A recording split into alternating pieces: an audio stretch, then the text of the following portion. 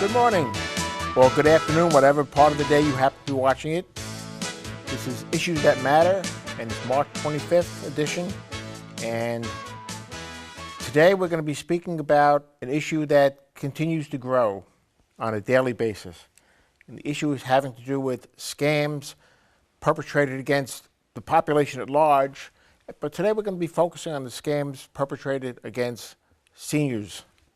And interesting way that I came about having the guest that I have on. I attended a press conference held by Susan Collins at the AARP office in Portland, and one of the guest speakers that they had on, that she had on happened to be a police officer from Auburn, Maine. And now that police officer from Auburn, Maine is on a show in Biddeford, Maine. And it's an indication of just how large the community is that we live in. And we all are part of that community. And so with that, let me introduce Sergeant Jason Moore, Sergeant with the Auburn Police Department. Sergeant, welcome. Thank you. Happy to have you here. Now, how long have you been involved with in this arena of senior scams and so forth? Well, I was a detective for 9 years, and part of being a detective, I would handle financial crimes. I didn't solely handle elder abuse crimes or anything like that, but as they came my way, I would work them. So you could say, even as a patrol officer before that, I would get involved. You get assigned cases involving the elderly. Never been specifically assigned that, but over the 9 years as a detective, worked a lot of financial crimes, and of course, a lot of those do tend to involve elderly. You kind of carved out your own niche, you might say. That was one of my niches. I had a few. Now, it seems to me that it's an ever-growing number as far as number of scams that are out there. Yeah, I'm not always sure if it's growing. I am sure it's growing. I take that back, but it's getting reported more too. So, which is what we want, and we're doing a better job of getting the word out. And this is just one more way that we're educating people to keep an eye out and don't take that call. And if you do, hang up. What are some of the scams that are out there that you might say are the most numerous? Well, the one that's getting the most headlines is the IRS scam. There's all kinds of different other ones. There's the one where they call a grandparent and say, your grandchild's in jail. There's one that they call and say, we're CMP. If you don't pay tonight, buy a prepaid credit card, we're going to shut off your power. And that's another thing. They always want a prepaid credit card or some kind of money order, electronic money order, such as a Western Union. And what would be the best course of action for a person to take if they were to receive a call such as that?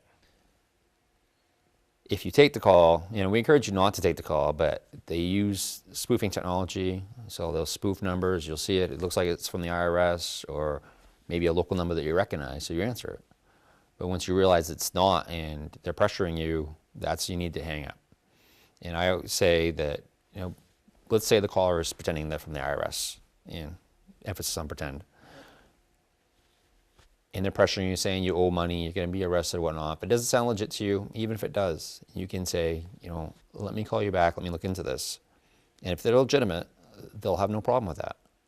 If it's a scammer, they're going to be very much against that, and they're not going to want to let you off the phone. And that's another thing the scammers do. They keep you on the phone as long as they can. They walk you through, they have a computer right in front of you. They'll give you driving directions to the store and the bank if they need to. They've done it. Now, what might be going on in the background while they have you on the phone?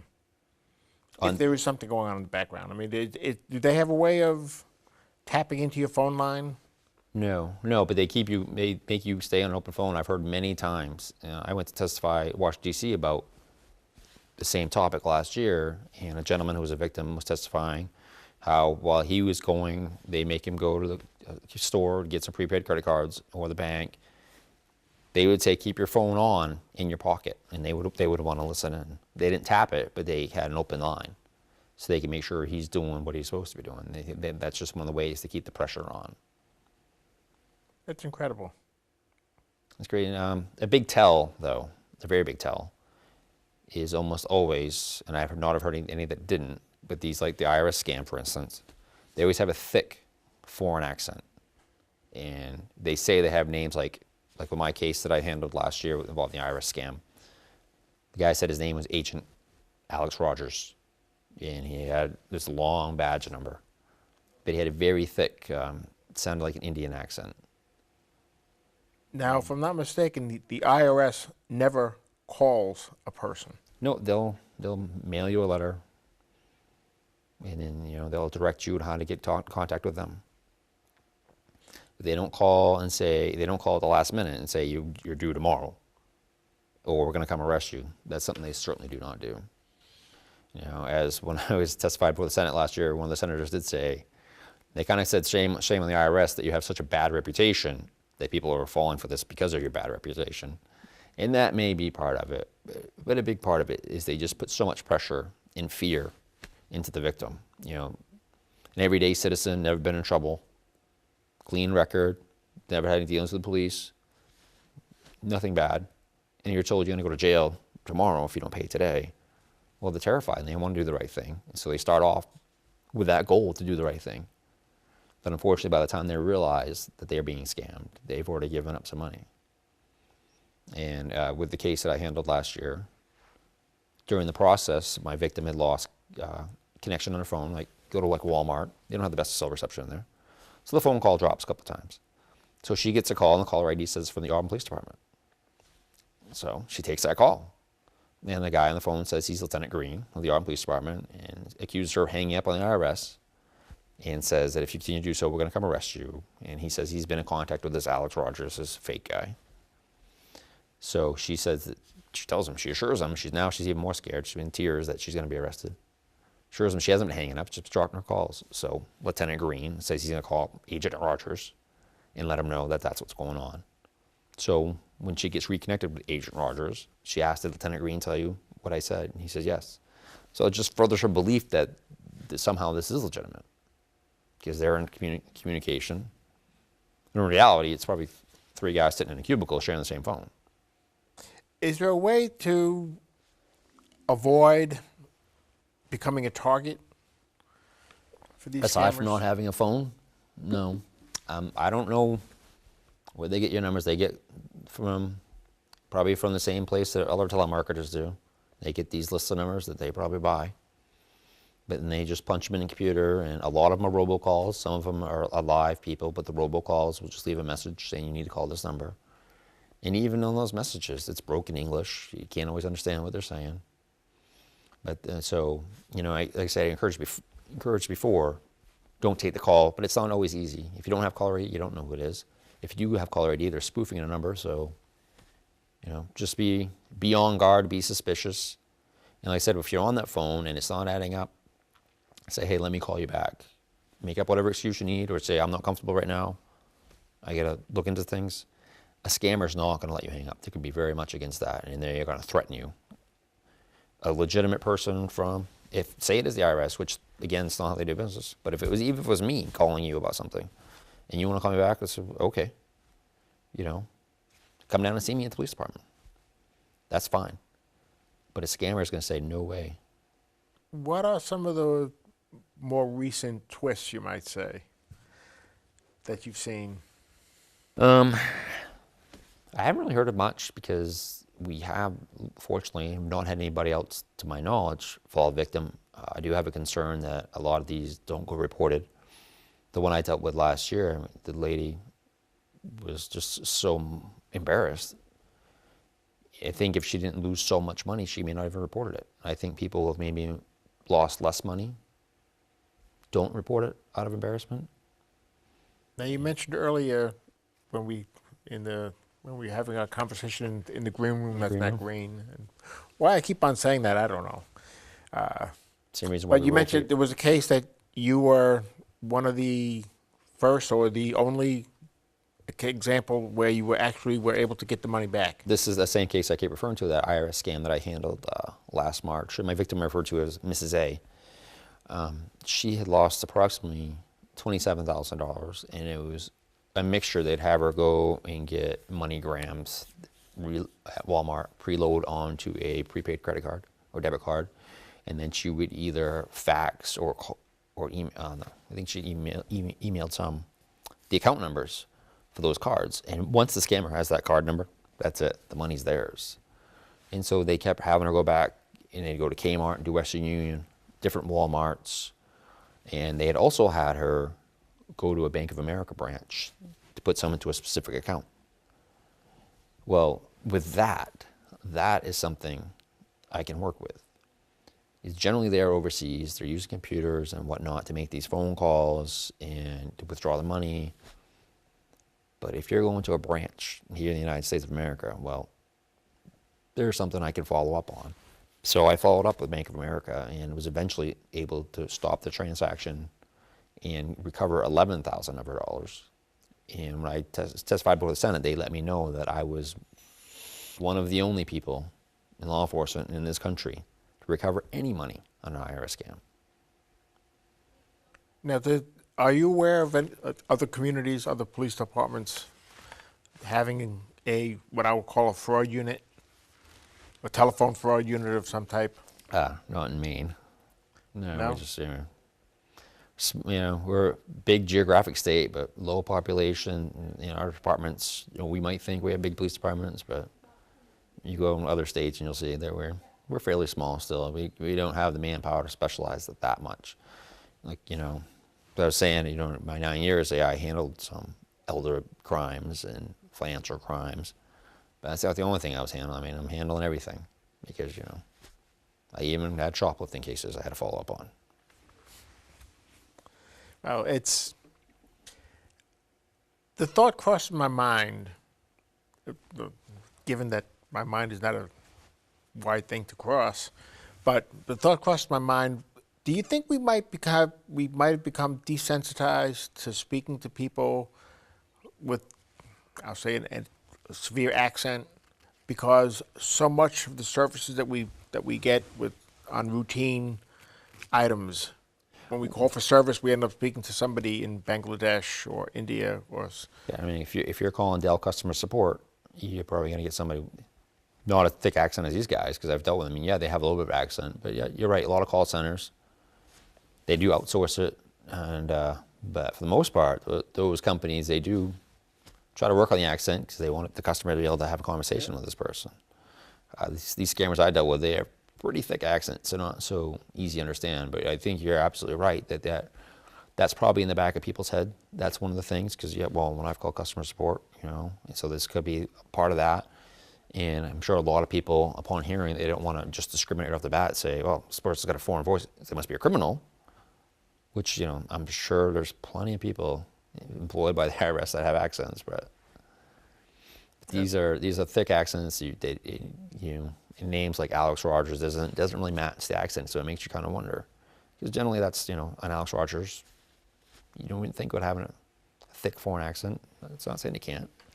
Yeah, it sounds logical. Now, a person with an illogical mind like mine might have a hard time understanding that logic, but right, especially living in Maine, where you don't deal with people with foreign accents that much. I mean, we do. There's certainly their fair share of them around here, but. Is there a number that people, a national number that people can call, a fraud alert? The U.S.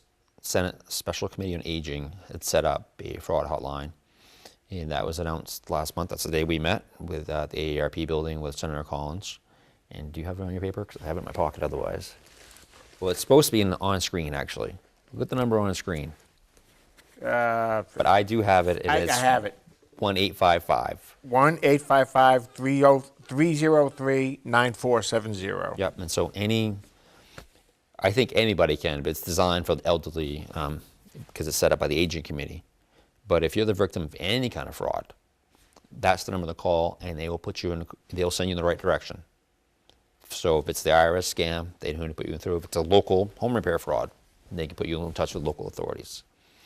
Another good resource and this is just for anybody, not just the elderly, is ftc.gov. If you're the victim of identity theft, any kind of online scam, and that could be eBay, PayPal, whatever, ftc.gov is going to have all those resources right there, and you can do a complaint right there.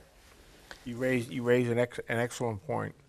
While people who are seniors might be the easier target, everybody is a potential target. Mrs. A, my victim who lost $27,000, was in her 50s.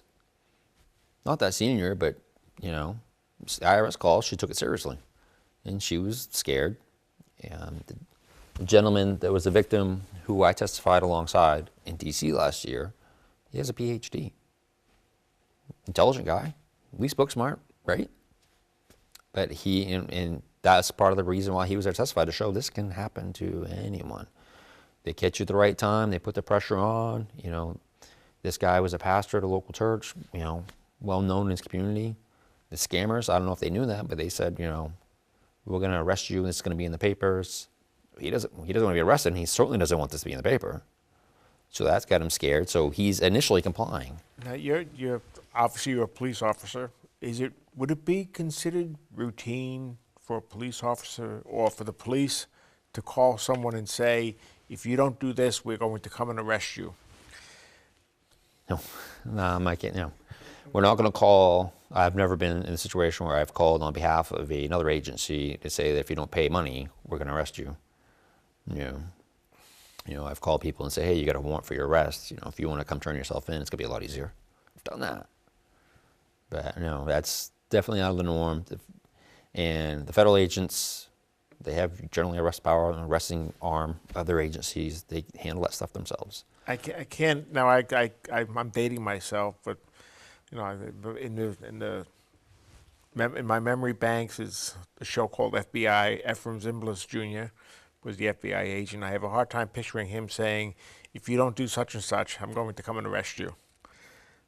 That just would be something out of the norm, at least.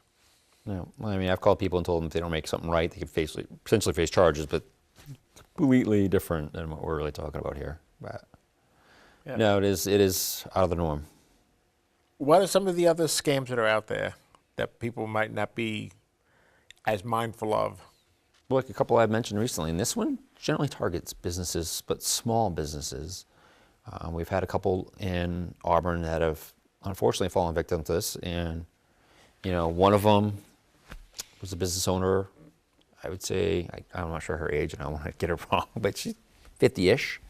Another one was an elderly lady helping out her son at his restaurant, actually both restaurants. But the call alleged that they were calling on behalf of Central Maine Power. Hey, this is CMP. And again, they have the telltale accent. Your bill is past due. If you don't pay today, we're going to shut off your power. Now, if you own a business, you don't want to go a day without your power. I mean, nobody does anyway. But here's the big red flag. You need to pay us via a prepaid credit card. And they would usually ask, I'm not trying to slander Green Dot, but they ask for Green Dot cards. And we see that Green Dot cards come up a lot in scams. They want you to go to a Rite Aid or wherever, get a Green Dot card, and call them back if they didn't stay on the line. And generally they'll call you back. Once you give them that number on the card, then they're able to transfer it online, and they have the funds, and then not only for that transaction, but for potentially future scam transactions. So like I said, we've had two different restaurants. You know, one was the elderly mother trying to help out and just trying to help her son and take care of it herself. And there was nothing I could do on that one. There's nothing to follow up on. The one at the other restaurant I didn't handle. I heard about it after the fact.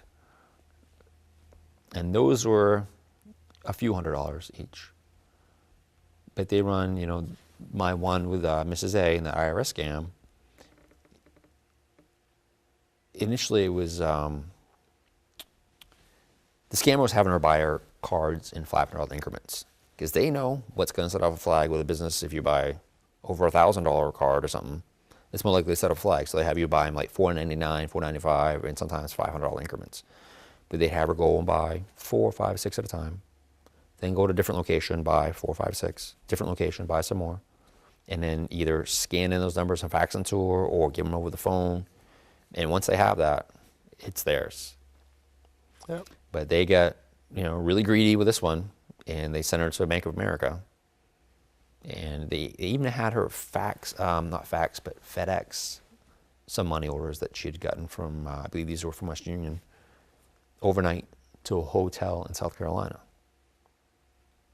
And these are one of the things that, eventually she was saying to herself, okay, this doesn't add up. I mean, why would the IRS have me do this? But she was so petrified of going to jail that initially she complied.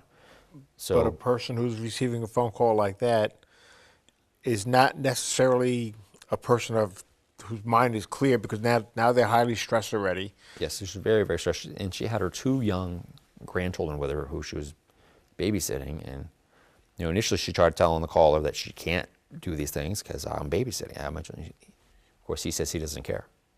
We're going to come arrest you anyway if you don't do this today. And so they said they had her running all over and doing all kinds of different forms.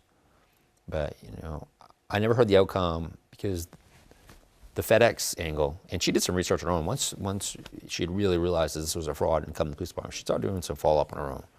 And the place that she had, the hotel that she had FedExed that package of money orders to, she had called them to find out who picked it up and whatnot. So she had a name. The name was Patel, which is a common last name for people from India. So I don't know if that's, an Indian connection or not. But so she had accumulated some of the information.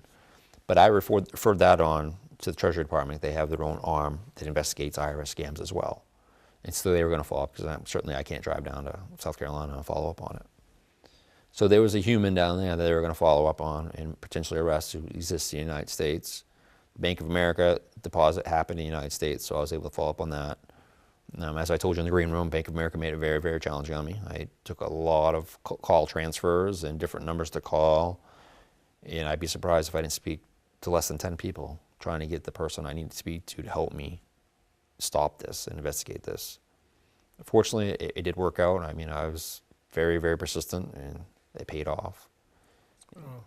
And I was covered it. Like I said, Don't let the frustration get to you, because we have too many people reliant upon you. well, I tell you, it did initially. I mean, after getting transferred and getting nowhere, I mean, I was ready to throw my arms up. But, I'd calm down and said, you know what, I need to get on this, because every minute passing is working against me. And so luckily, my next call, I got transferred again. But that was the person I needed to be transferred to. And that person was already looked at that account. It had been flagged for suspicious behavior already. She hadn't had a chance to look into it. So I told her what was going on. And as she's looking at it, she says, well, there's money being pulled out of this account right now to an overseas account. She says, let me let you off the phone so I can try to stop this. Took a lot of work on her end, but they were able to stop it and pull it back. So I had to, have my victim jump through a few more hoops to recover that money, but we were able to show that she did make that deposit. They were able to confirm it via video, her ID, all that. And eventually, it's a couple weeks, but eventually she received her check for $11,000 back. But unfortunately, the rest of the money that she sent, What was that? unfortunately, the rest of the money she sent via the prepaid cards and the money orders is lost, and it's unrecoverable. And that's why we need, and this is what I've spoken to Senator Collins about, and this is why we need some more help federally with this, because local law enforcement. What was the we can do. reaction that you received when you made that appearance in front of the Senate panel, Senate committee? They were, I would say, I guess the best way to say it, they were just as frustrated as myself and other local law enforcement. They were bewildered why am I the only person in the country to get any money back from one of these cases. There was an agent from Homeland Security out of Miami who had arrested somebody on one of these cases, and she's made the only arrest in the country. So they're wondering, why are we the only people doing anything with this? And we're not, but we were able to put in the extra time on ours and get a good result. But it's not always the officer not putting in the time. It's just, like I said with these CMP scams, by the time we get involved, generally, it's too late. And if my victim hadn't made that deposit to Bank of America, if she had taken that $11,000 and divided it amongst more prepaid cards or money orders, I likely wouldn't have recovered that either. But luckily, I had clued in that okay, this is in America. There's something I can do there. The phone numbers they're calling from are spoofed. Either using prepaid phones themselves or using computers to make these numbers. There's little to nothing that I can do. So I saw the one opening where I could, and I went full steam ahead and got a good result out of it. The Senate had a lot of questions. They want to know how prolific it is, how many calls we get, and whatnot, and and they don't know themselves. They're not law enforcement. What is your ability to trace these calls? I'm like, I have no ability. They don't have the resources. Don't have the ability at all. And anything I want to do, I would have to apply for a warrant to trace that number. I'd have to know what telephone company it came from, and all that. But when it's a spoof number, well, it goes nowhere, and so I just did all this paperwork for nothing. So that's one of the things we talked about. And another thing we talked about was how easy it is for a victim to go and buy multiple hundreds or thousands of dollars in money orders or prepaid cards and not be challenged by the cashier. Like my victim, Mrs. A, she went to Walmart and bought some MoneyGrams or loaded onto a PayPal card. She said she filled them all in different names. One in her name, Mrs. A, then Mrs. B, Mrs. C, Mrs. D, Mrs. E, and Mrs. F. And the cashier only has one person in front of her, but she has 6 different names on these money orders. Yet still makes this transaction, doesn't challenge it. Why? That was the question. That begs the question. Why? That is the question. Why would she not challenge it? And so that's something that the agent committee was focused on that day. Where the follow-up is, I don't know. Hopefully that's gone somewhere. In a recent conversation with Senator Collins, she said that is still a topic for them, and that is something they are actively working on. But I don't know that we've seen the result of that yet. Well, it's perplexing. It is, and the biggest thing with this is, the biggest red flag for me is if CMP, a federal agency or whoever, is asking you to make a payment within the 24 hours, and usually it's within an hour, they need that being a payment, and they want it by a money order, prepaid card. No, that's not how any of those people do business. So those would be significant flags. CMP can't even shut your power off in the wintertime. So if it's wintertime, that's think about that. But no, these are legitimate businesses, and if you have a question and you want to call them back, they'll allow that, and they don't need their money that day. Yep. That makes the most sense. Mm-hmm. If you get a call from someone, you don't know who the person is, but even there, I can envision them being able to, give a call back, and they'll have a script ready to use to say that, yes, this is so and so from CMP or whatever organization it might be. I don't mean to paint CMP with a bad picture here. Nope, and I'm not trying to paint any of these businesses with a bad picture. These are just, in my experience dealing with these cases, these are the ones that have come up. Like if someone says from the IRS, and you say, I want to call my accountant, I'm sure they'll be fine with that. They're not going to call you anyway. But that's the thing. You tell the scammer you're going to call the IRS. You're going to call your accountant. I think it's safe to and say they're going to say no. The key thing is, do not give out any personal information over the phone. Right. If you take the call, don't give out any information over your phone. Social, don't agree to send them, don't give credit card numbers over the phone. If you didn't initiate the call, then that's, scammers call you, you don't call them. Yep. LL Bean doesn't call you and say, hey, you want to order some boots? No. And I would extend that as well, not only to the phone, but so much commerce is conducted over the web these days. Oh, email, Facebook. Years ago, friends of mine were, I want to say Aruba, but they were out of country anyway, vacationing. And my friend's Facebook got hacked, and they sent a message, private message via Facebook to my friend's parents and said, hey, I'm in jail in Spain. I need money to get bailed out, and please wire it to this address. Well, his parents did. And this was done while they were on vacation? Mm-hmm. And out of touch. Wow. I never heard that. I've heard the previous. I've heard it up until the point that these were people that were on vacation already. They're out of town. For me, I am, and it comes with a job and 20 years of law enforcement, suspicious of everything. And I want to see and look for the good and everything as well, but I'm just very, very suspicious. And it's hard for, I think, a common person to have that same level of suspicion, just, running a normal life and no need to.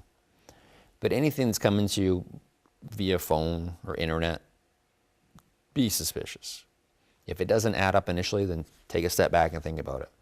All right, I'm getting a Facebook message that my son's in jail in Spain. Who can I call? Who can I look at this? You're not going to solve it over Facebook. How many times, and I can't count how many times, I can't go up I lost my ability to count that high, that you get a flash on the screen that says your driver's out of date, replace your driver. Oh, Please click here. yeah, be very careful. Anything in email, especially anything unsolicited, phone, email, web, Facebook, anything unsolicited, that's when you need to, put an extra thought into, is this legitimate? But that's just another of many scams. People, they call up and say, oh, you have something wrong with your computer, I'll fix it for you. Again, unsolicited. How do they know? Yep. So, I mean, there's just a wide, vast, there's just so many variables, different ways that any angle they can get, try to change it up. And once they get into your computer, all the information that's on that computer Well, here's another. will be at risk. There's the one where if you click on an executable file in your email, and it's even easier now for them to launch it. If you send it to a website, they can do it. They'll lock up your computer. It'll say that they found child porn on your computer. And if you don't pay this money to the FBI, it's like upfront bail or however they're wording it, you're going to be arrested. So people, who wants to be in the media for nobody wants to be anywhere near child porn. You don't want that stigma, okay? So that terrifies you in of itself. Then it's the FBI. The FBI is coming after you. Okay, now you're more scared, and now they're going to arrest you. So okay, if this is all going to go away by me paying this, I will. In the meantime, your computer's locked up. In the meantime, it's a scam. So they send you down to Rite Aid, get a green dot card, and you pay them, and they unlock your computer. But it is just a scam. I was at Rite Aid one time buying a beverage, and the cashier asked me, said, hey, we get people coming all the time buying these cards saying the computer's locked up by the FBI, and should we send them to you? I'm like, yeah, we'll tell them it's a scam. Because she said the cashiers try to tell them, but they don't listen. And that's a good instance where the cashiers are trying to help out. But so many times they're not. I don't know why. This cashier luckily was. But I think we have a large number of people, especially our older population, they're proud, independent. They don't want that embarrassment to call and report this. Understandably so. Very understandably so. And we also have, the home repair type of frauds that really focus on the elderly. And that's anywhere from, paving your driveway to raking your leaves to removing snow. And they'll quote you a price up front. They want money up front. The work never gets completed. They'll do a little bit of work that day. Case I spoke about the press conference last month, the AARP, and we talked about in the green room earlier. This lady in her 90s, a frail little old lady, independent, but she lives with her son, who's in his early 60s, but he's physically and mentally handicapped. So he cannot care for himself, so she has to care for him. He's bigger than I am, and she's just this little old lady. So when it snows, and we had, if you recall, quite a bit of snow last winter. So somebody's going through the neighborhood, plowing driveways. They offer to plow her driveway, and they do, and it's just a little 2-car driveway. Charges $75. I thought that was a scam myself, but she paid it. She was happy to pay it, get that snow cleared out. Next storm, they came back and said, hey, you get quite the snowbank in the corner of your driveway. So I guess take care of that and clean your driveway. She says, okay. So they do that, and they have a crew come over. They remove the snow. They clear her driveway. But then they shovel around all the way around the house. They scrape her roof, all these things she shouldn't want. And she told them, I don't want you to do this. So when they're done, they present her a bill for $7,000 for a few hours of work. She rightfully says, that's kind of high. She says, well, I'll take $2,000 off. $5,000. So then she paid it. She's not gonna, she's kind of intimidated by this guy, and she articulated as much to me when I spoke to her. She paid it. Luckily, that guy used a receipt with his name and phone number on it, and I was able to get a hold of him, and we did get all of her money back. But if she didn't call, he would have happily kept that money, and he probably would have come back in the spring looking for more money. And those things go on all the time, and luckily this one's reported, but so many don't. I have heard of examples of, scams relative to slight overcharges of things, but never to that degree. Yeah, I mean, That's incredible. I couldn't believe the gumption this guy had to even think that at seven. I mean, I would have, not that I'm a scammer, I would think even trying to get $700 would have been excessive. He went right straight for the 7,000. You got 5. Wow. Amazing. But But they're out there. Yeah, another thing I said at the press conference was, be a voice, reach out, and we all know some of the elderly. We have, parents or uncles and aunts, grandparents. Have a conversation with them real briefly and let them know. If you get a call from the IRS, I don't have to worry about my grandmother. I know she knows. She doesn't take calls from non-marketers, period, and a lot don't. But some do, and they catch you off guard, and you want to do the right thing. And once they get your hooks in you, Just calm down, try and relax, yeah, and call somebody that Yep. you can trust. yeah, exactly. And that's a good point. And let the your elderly cared one know that they can call you. If you have any questions, if you get a question, you think it's IRS, if they tell you can't hang up, you can. And hang up and call me next, and I'll help you out with it.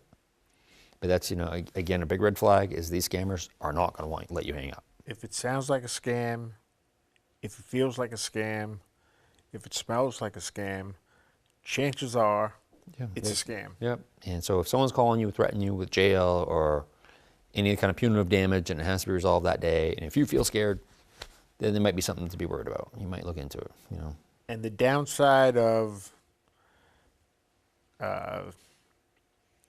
calling something a scam that's not a scam, I would think, is exceedingly limited. Right. If it sounds like it, it could be legit, but it's not feeling right. Again, just terminate the call. I'll get back to you. And if it's the IRS, then you shouldn't even need that person's number. You should be able to look it up yourself and say, hey, I'm so and so from Auburn, Maine, Biddeford, Maine, wherever. They should be able to look it up. Yep. So just be aware. That's the big thing. We're really pushing education. That's what the Senate's doing. That's what Senator Collins' goal was last month for a press conference. They have that new booklet out, the top 10 scams facing the elderly. It's available, aging.senate.gov. And, in there, it even talks about the case that I handled that I testified about. But we're just trying to get the word out. And the more people that know, and we have increasing numbers of people calling us just to let us know that someone tried to scam them. Not that they fell victim, but they tried to scam them. And just last week, we had a gentleman come in, not terribly elderly, probably 60-ish, and he had written down a phone number and said it was the same old IRS scam. But he knew it was a scam, so he wanted to give us a heads up. And I said, that's a fraudulent number, it's a spoof number, really little we can do with it. And I, of course, immediately make sure he didn't give them any money, and he had not. But I could tell this guy, he had some personality. I said, well, you generally encourage people just to hang up. But if you want to have some fun with them, feel free. So I told him, I said, if you want to just sit on your couch and pretend you're driving to the bank, go right ahead. And he said, he was very excited by that opportunity. My concern about having fun with them might be that the longer you're on the phone with them, the greater the likelihood is that you're going to make a slip up. Yeah, well, that's why I don't encourage as a rule people to do that. He knew it was a scam. I knew he wasn't going to give him all that information. Generally, you should just hang up. But, the longer they're on the phone with him, that's somebody else they're not calling. Wow. Sergeant, thank you very much. Oh, it's been a pleasure. And I just parting question. If there was one piece of information that you would like to be assured that people absorbed from our conversation, what might that be? Like I said earlier, I can't say don't take the call because they spoof numbers. It's hard to know who's calling. I'm sure there's plenty of people out there without caller ID, even though it's a lot of people do have it. But if you do take the call and you hear right off the bat, it's IRS, somebody suspicious saying you owe money and you know you don't, or you have no question about it, hang up. hang up. And then look into it. Call a loved one, call a friend, call your local police department. They'll help you out, they'll send you in the right direction. You know, I'd rather have someone call me and say that I haven't been scammed, but they're calling, then instead of saying, hey, I have been scammed, and I'm gonna say, well, sorry. Because it depends, if it's a local home repair scam, good chance of success on that. I'll probably get your money back, or at least charge a guy or girl. But if it's one of these online scams, phone scam, very, very hard to trace them back. And if we do trace them back, it comes overseas, Nigeria, someplace over there. We don't have extradition. Certainly the Auburn Police Department's not going to foot the bill for me to go over there and investigate it. So then we need federal involvement. And so that's where FTC.gov comes in, the fraud hotline for the U.S. Senate Special Committee on Aging. They have the resources, and they can at least, you know, get you going in the right direction. Someone who possibly can help you out. Well, again, thank you very much for coming down here and informing us, informing the viewing public in the Biddeford Saco community. Truly a pleasure. And maybe we'll do this again sometime. Okay. Anything to share the word out there, to have people live happier, safer, more simple lives. Yeah, actually, I mentioned before, aging.senate.gov. You can go on there, you can get the booklet. You can download it, print it, or just review it. And it outlines a lot of the scams, a lot of the ones we've talked about, other ones that we haven't, because there's just too many. Again, thank you very much, Sergeant. Thanks. Have a great day, folks.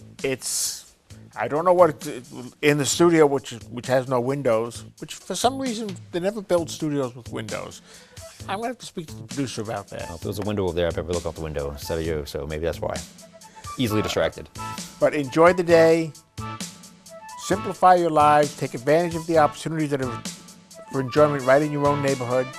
And living here in Maine, we have plenty of those opportunities abounding around us. Have a great day and make it a good one. Bye-bye.